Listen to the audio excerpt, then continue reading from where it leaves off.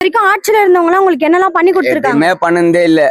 கேட்டா என்ன பண்ணுவாங்க, ஓட்டுக்கு 1000 ரூபாய் கொடுப்பாங்க. அதுக்கப்புறம் அது 1000 ரூபாயில அந்த 5 வருஷத்தை போயிட்டுருவாங்க.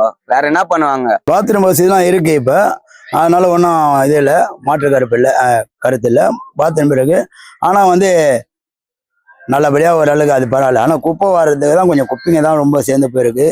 ரெண்டாவது ஒரு சின்ன ஒரு தூரல் மழை போட விட வீட்டுக்குள்ள தண்ணி வந்துருதுமா, பயங்கரமான தண்ணி வந்துடுது. தண்ணிக்குள்ள குழந்தை குட்டியெல்லாம் வச்சுன்னு ரொம்ப மிதக்க வேண்டிய ஒரு சூழ்நிலை ஏற்பட்டுடுது.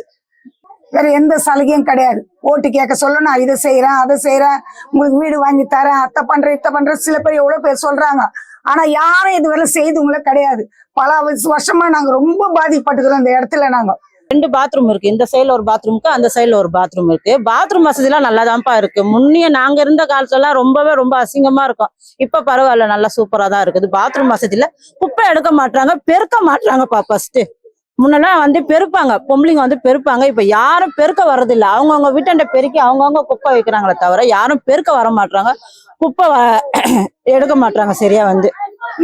புடவை, பெட்ஷீட்டு, சாப்பாடு, ஒரு பாய், ஒரு தலக்காணி, அன்றாட தேவை எங்களுக்கு கண்டிப்பா செய்வாங்க. நான் நிரந்தர தேவை யாருமே எங்களுக்கு செய்யல மேடம்.